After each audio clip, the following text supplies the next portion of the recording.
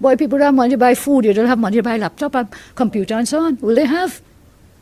You should have provided, if you really want to help the children, you should have provided in the budget under the education ministry to give the children the laptops, give it to them. Give it to them. Your child probably has. The ministers there, their children have. They're not thinking about the thousands of our children who have no access to an education. What future will these children have? Being locked out of education like this, what?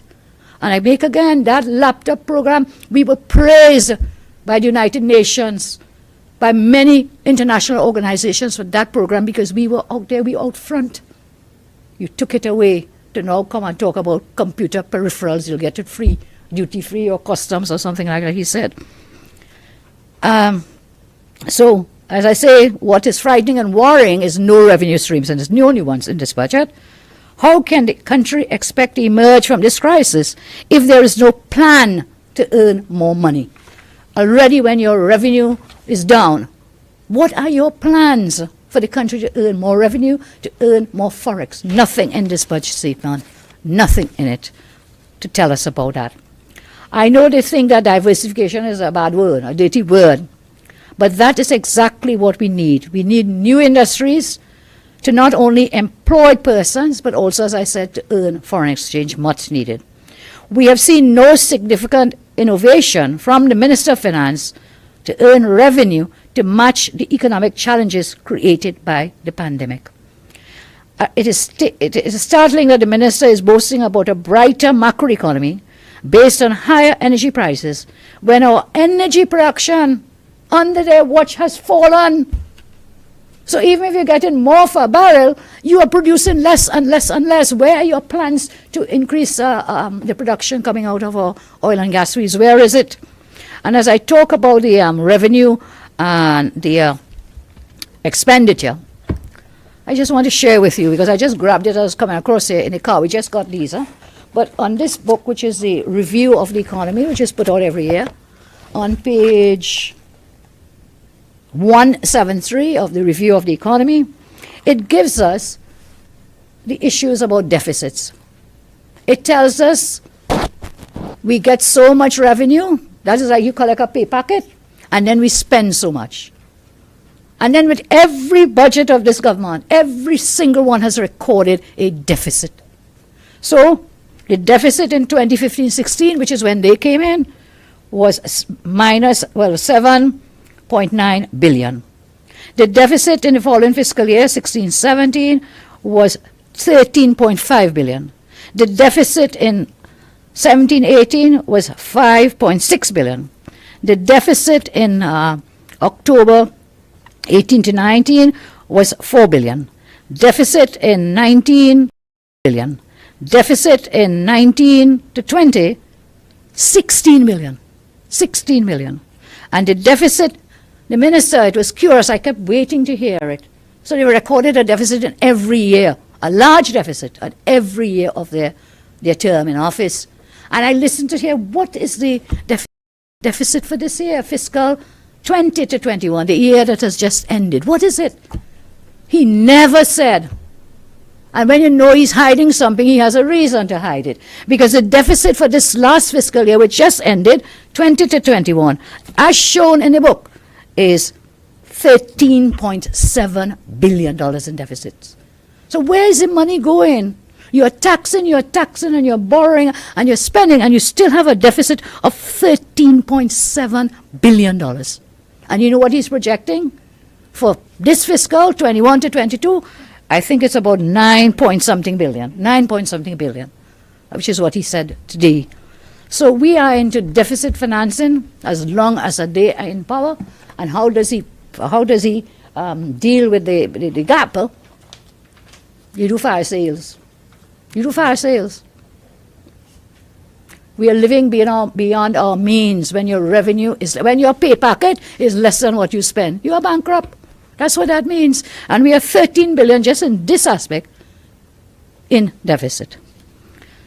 So as I finish on this point of the budget, I think this budget is a declaration of war on the people of Trinidad and Tobago. In a pandemic which this government themselves described as unprecedented in our history, which has accounted for thousands of job losses, which has prompted government to distribute food hampers to so many hungry people. The government has brought back the dreaded property tax. I mentioned it before, and we will lead this campaign to stop the tax, stop the property tax. This will really bring great suffering to people. The minister here, I say they have waged war on the people, they have waged war on the middle class, they have waged war on the working class, and they are waging war on the most vulnerable. You remember we have a prime minister who said, nothing wrong with the rich getting richer. You all remember that? Nothing wrong with that. But these are the people who have declared war on the ordinary citizens of Trinidad and Tobago. The minister is already priming us, you know. Priming us. You heard him talk about utility rates and tea and tech and water, blah, blah, blah, blah.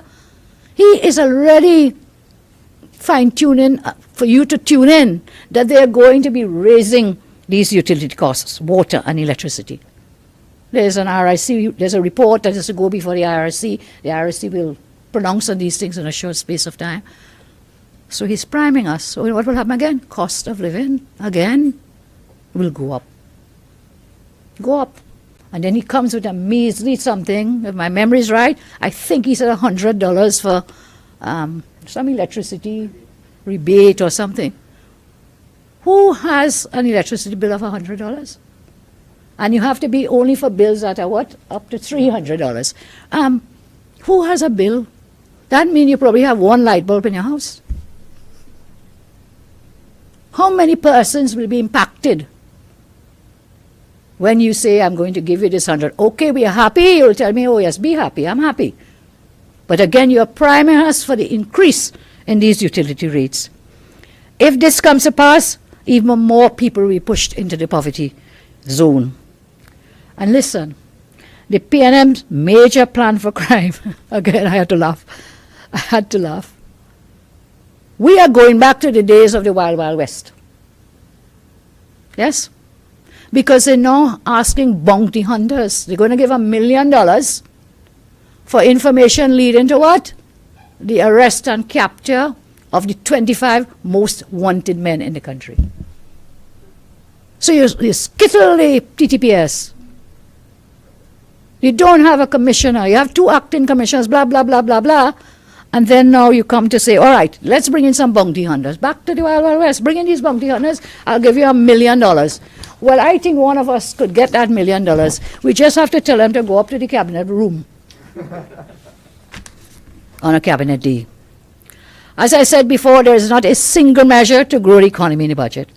One area that was glaringly absent in this budget was to address the rise in crime. We know that is happening. A major concern for people. In this entire budget, the minister paid no attention to the TTPS, those who are there to protect and serve. It seems that they have this great fear about the Police Service Commission and the whole constitutional crisis that they created. In this 164-page document, over 26,000 words, 3 hours and 41 minutes. The word police was used once in this budget statement and when the minister spoke. Once out of 26,000 words, 164 pages. And when the word police was mentioned, it wasn't about to deal with crime, you know what it was about? It was talking about giving about the police youth arm. That's how they call themselves, police youth arm. Talking about them to giving out hampers, distributing hampers. 26,000 words, not one, about the police, except to talk about the police youth giving out hampers. So their grand plan now, offer this $1 million reward, when they could have taken that money and invested into our officers in the TTPS, and I'll talk more about that, how they have totally taken away the financing from the TTPS so they cannot properly do their jobs. I don't know if they're out to get a fellow named Gary Griffith, so they want to make the TTPS look bad and everything is idea bad. I don't know. But they really are not addressing the issue of crime. So PSIP deficit, I've spoken about that. I say again, this budget is long on rhetoric and short on substance, and I'll give you some more details when I speak again, where the numbers are just not adding up.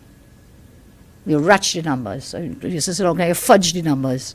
The maths, not mathsing. Anita Haynes told me that is what it was. And the maths, she said, young people say that, the maths, not mathsing. So there's that issue.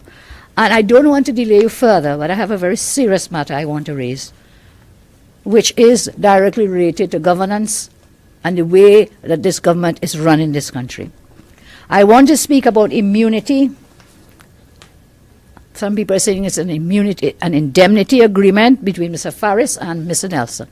But it is not simply an indemnity agreement. In fact, this government is like an indemnity government anyhow. We have the NGC want indemnity.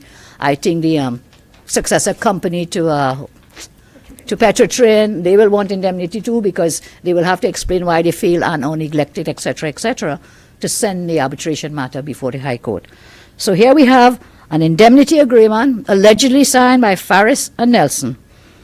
It is in fact, if this document is a valid and true document, and we have a copy of it here which we'll share with you all, this is not just an immunity.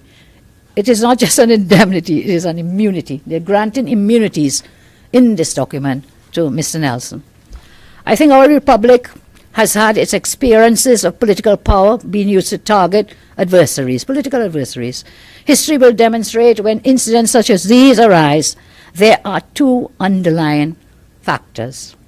Such acts have always been perpetrated by the PNM and its agents, and they have always been aimed at undermining the rule of law and our democratic institutions. Though we may have come to expect this kind of behavior from the PNM, this latest revelation that are now in the public, revelations now in the public domain, these are unprecedented in the history of our country. Troubling, striking at the very core of our democracy. As a leader of the opposition, it is my duty to raise these matters in the public interest, and I'm mindful of the fact that these alarming revelations relate to matters before the court, and therefore I'll be circumspect in the way I speak. And let me say, first of all, I am not in any way, and I've spoken with all lawyers, and of course I'm a lawyer myself, I am not in any way breaching what is known or committed any pre-trial publicity, because this is not before the court. There are cases with Ram and Ramdeen and any other Ram, and so it's not about that case. This is about a document signed by the Attorney General, purportedly, and Mr. Nelson. So in the public interest, I raise these serious matters. I will therefore refer, as I say, to information that is in the public domain and ask questions of the government on behalf of the people of Trinidad and Tobago. Whilst we are all preoccupied with the budget, we must not lose sight of the events which have unfolded, because they will impact on our democracy and the rule of law. The facts are, and I raise these facts as they're based on the information and documents surfacing in the public domain. I believe the Newsday carried a story recently as well, and then you have the whole social media flood with these kinds of documents on this matter. So here's the timeline. Let's put the factual matrix and then I'll raise the questions. On the 16th February 2016, Mr. Wilson Nelson QC stated he met with the Attorney General. This was carried in an article, the new AG, this is 2016, in relation to another matter on the 16th February 2016, and was informed by the AG that in respect of the fees arising on the retainer, he was aware that a balance of fees was due, and that the ministry was short of funds, so they couldn't pay him. There was a delay in payment.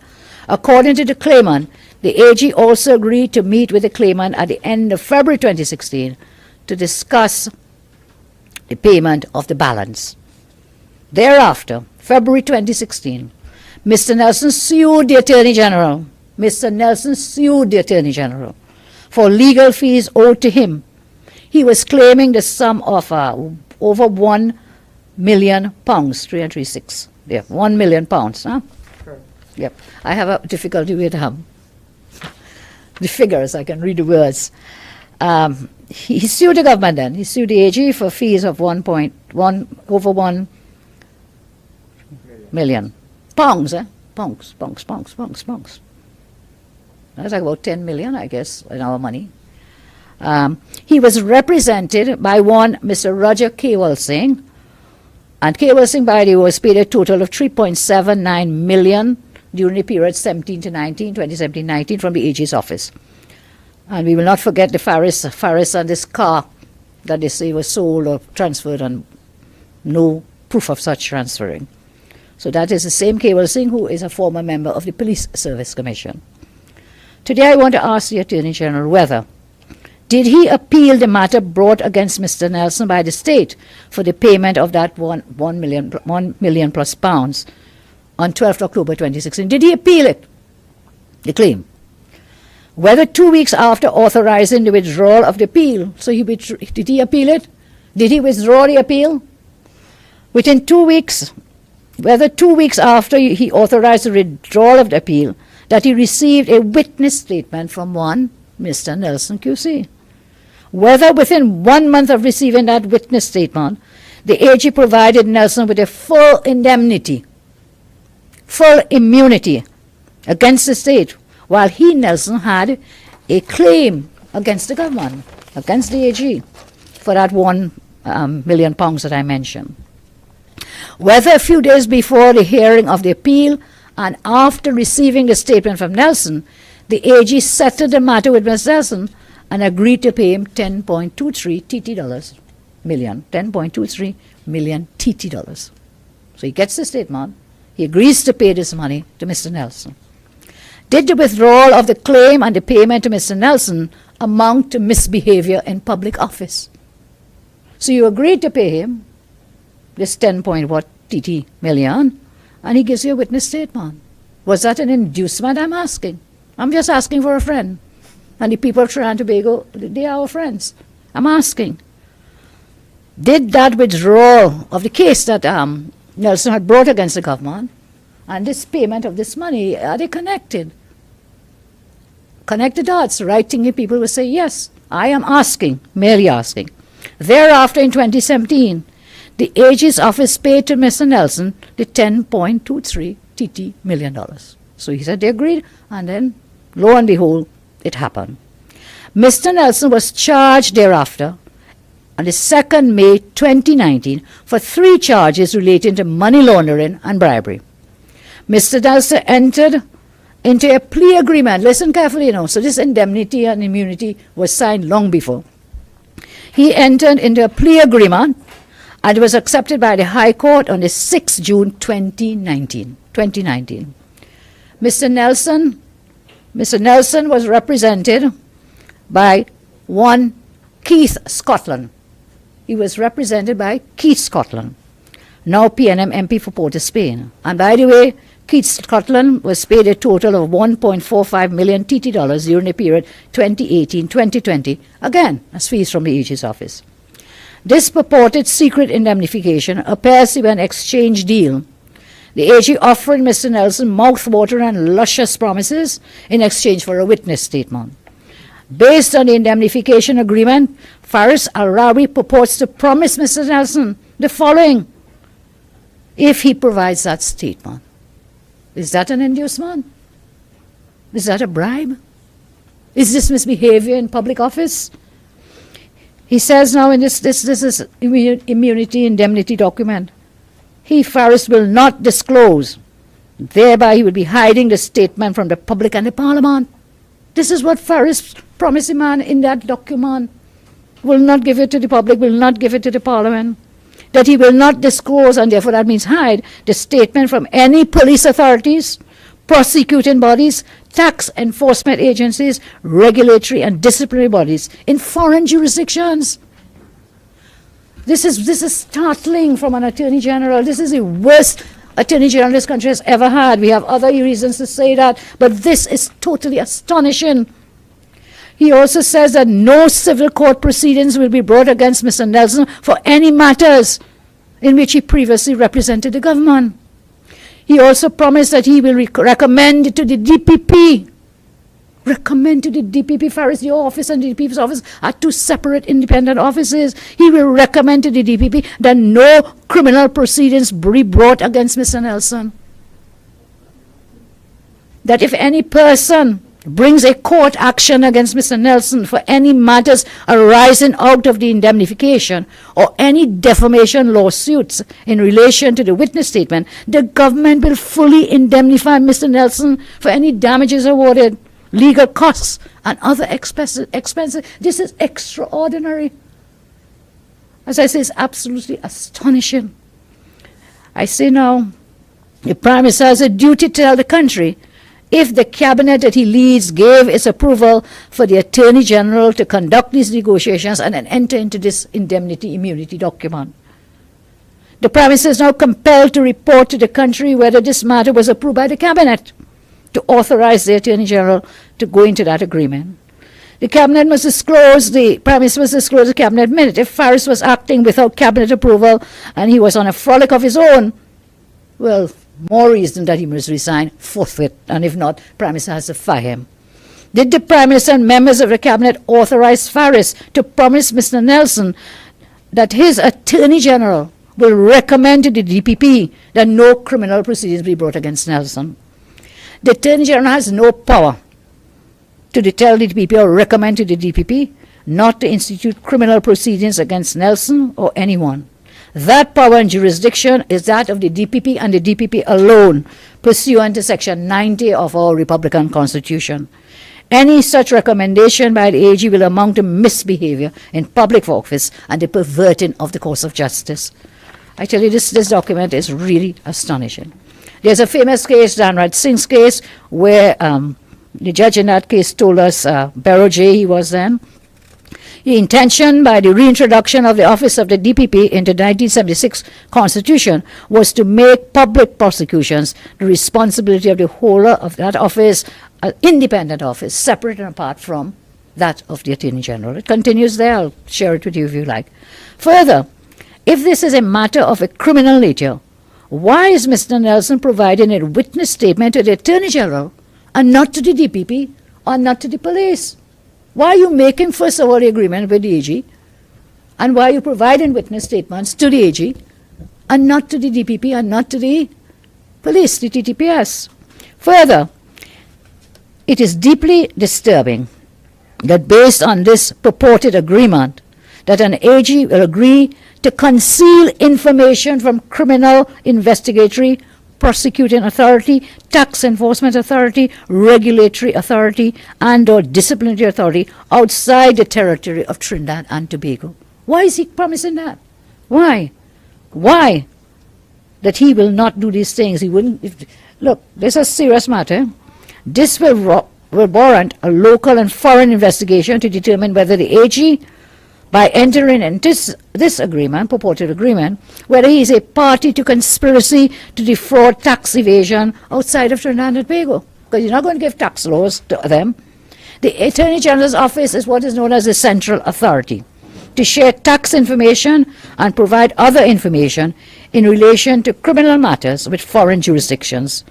Based on this agreement, purported, not only is the AG conflicted in the role as central authority, because the central authority is in law bound to share information outside of Trinidad and Tobago with countries that we have those agreements with. It may well be that the AG has acted unlawfully in facilitating the agreement and its indemnity immunity. Further, if tax information is withheld in this manner, is this not in breach of the FATF, which the AG loves to talk about, their recommendations, and other international obligations? Even further, the Attorney General must explain why a full and effective indemnification was given to Mr. Nelson from any matters that may be brought against him for breaches or undertaking in the agreement. He will indemnify him for all those things. So what about if he's telling a lie and you sue him for defamation?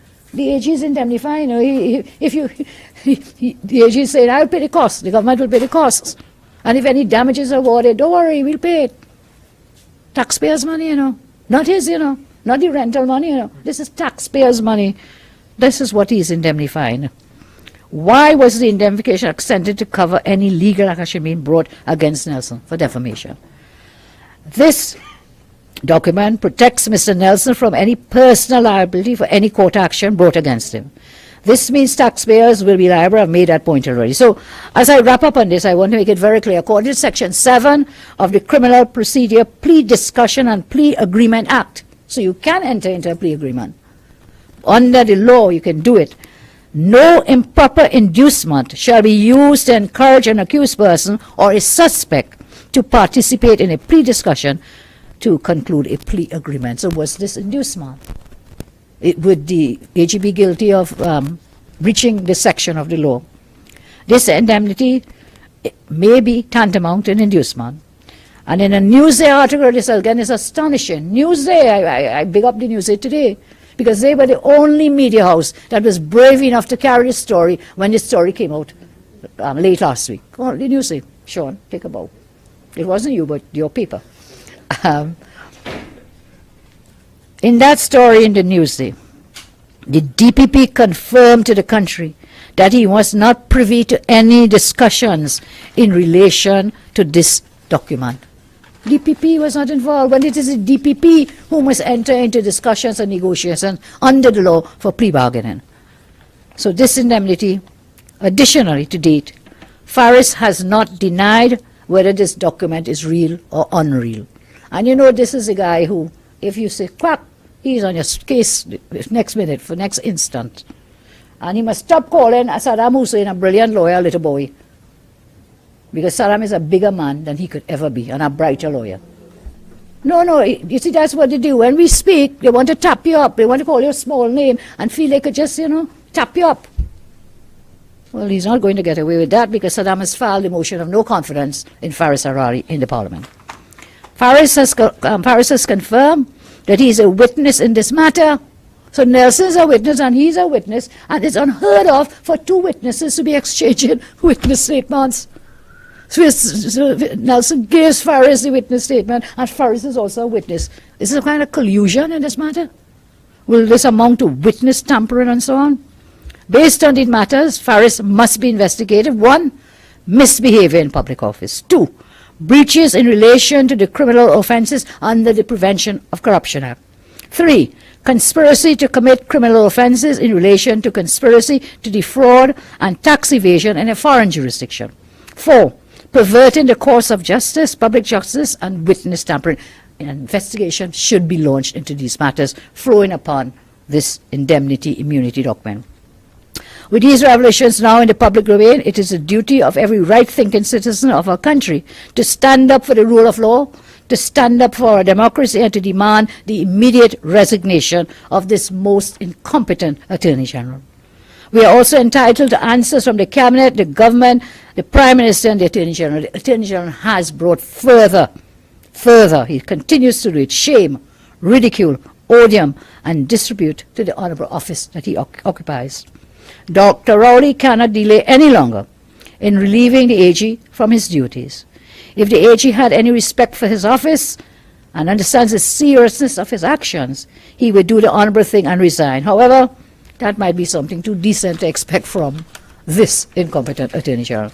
As I close, I say, indeed, our lawyers are in the process of evaluating and considering sending correspondence to local and foreign authorities on this very significant matter. On the issue of tax, you go talk to indemnify, hiding your tax documents and so on. Yeah, we'll send it up to the UK. Now you're avoiding the double tax treaties. What is this about? Why are you promising all these things in another country? Some may say, I do not say, but this could be seen as an act of treason to the people of Trinidad and Tobago and our beloved country, Trinidad and Tobago. I rest my case and I thank you all very much. Well, it was so long, so you have questions. I can still stand and I can answer. I can stand for 3 hours and 41 minutes.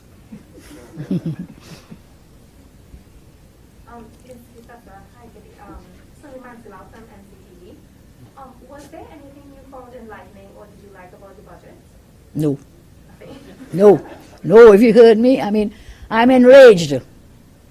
You can hear the passion. I'm enraged for the ordinary people of this country. They have no care. They've shown it repeatedly, and this budget, as I say again, what is there? A lot of those, you'll see them, by whenever I talk Friday, I'll repeat all the promises he has repeated today.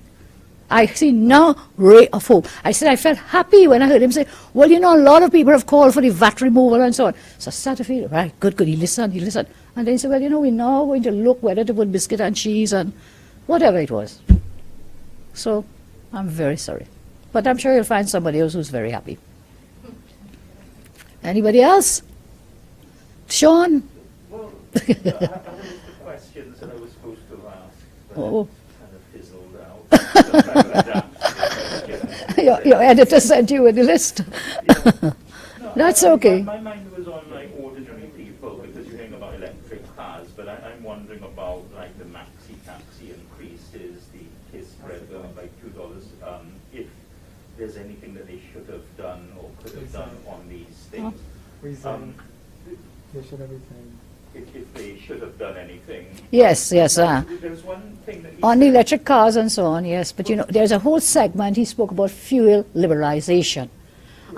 Which will deal with the issue of transport costs and so on. I still have to delve into that, dig down in exactly what he means with this fuel. Does it mean that the what you call it, subsidy? What does it mean? So I would prefer to wait until I can delve down because it just came out in 3 hours and 41 minutes. There was a thing that he said that food prices will fall because we're in transitional times. Is this something that is based on precedent from before? Not in his lifetime as Minister of Finance. It will not. The prices will not fall. Every indicator, every pointer, every red flag is that the prices are going to increase. And you ask me, is there anything they should have done? They should all resign. They should all resign now. This is war on the people of Trinidad and Tobago. One of my things was ease of doing business. Like, well, you know, you want these, if it's a income tax thing, and if the thing is collapsing, or, for example, the NID website now is collapsing. Mm-hmm. And this is on a Well- personal level, but you look at the other people actually running a business. Yeah. Are there a new, you know, we're not very well ranked on ease of doing business, but is there anything that like really urgent? Because you have these, as I said, the digital this and digital that, but is there any way that the message, is there any message at all that you would give? Like when you meet business people, you talk to them and they say, gosh, you know, the port or the customs or the this or the that. Is it? Last year, post-budget, we talked about the ease of doing business, and we kept dropping in the rankings. Anecdotally, we know how long it takes to get a piece of land registered, how long it takes to, whatever, get a permit, how long it takes to get back your VAT refund. We know, anecdotally. So the World Bank, who puts out this ease of doing business, the statistics, the data, has put out a disclaimer this year, saying that there are some errors in their whatever they used before, and putting the data together. So it would be imprudent to rely on their data, and that is why I say, however, anecdotally, that is we know for a fact, I think everybody here knows, that you will sell a vehicle or transfer a vehicle in 2016, and you can't get a certified copy in which year? Okay? But everyone knows how long it takes to get things done.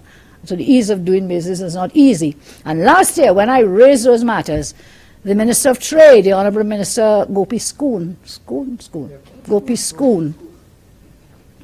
came to the Parliament to rebut and said they have a plan to improve the ease of doing business, and they will do 1, 2, 3, 4, 5, 6, 7, 8, and 9, and 10. Promises never materialize. Can I announce a new movement, a new national movement? People are so fed up and complaining about the state of our roads and the potholes and so on. So there's a new national movement. It's called Potholes National Movement, PNM. That's what our country is now. We have been reduced to a country of potholes everywhere. And again, I haven't drilled into the numbers. I want to see how much money they're giving works to fix roads. So nothing will happen. That's why I'm not excited and feeling happy about anything in this budget. I know again is all these vacuous promises that they will not come to pass. Well, Sean, you look like the only person I have questions. Do you have any more? There was another one. TTMF is, it seems to have a fairly reputable institution, but there's the other company had some questions over. Is that the merger? They want to merge. But it had some question marks over it in the past of one person was heading like 3 boards and money was going from here to there. So I'm wondering if they were, detained or I don't know. I would want to wait until I can devil that down as well and do the research. And I would prefer, rather than making an off-the-cuff comment at this time. But he did speak of merging the TT and Home Mortgage Bank. So we will look at the research and see. I think he's saying it will help to streamline the activity and make it easier and so on, but we'll take a look at the research before we comment on that. Thank you all very much. You shall hear more from me on Friday. 10 a.m. 10 a.m. Friday.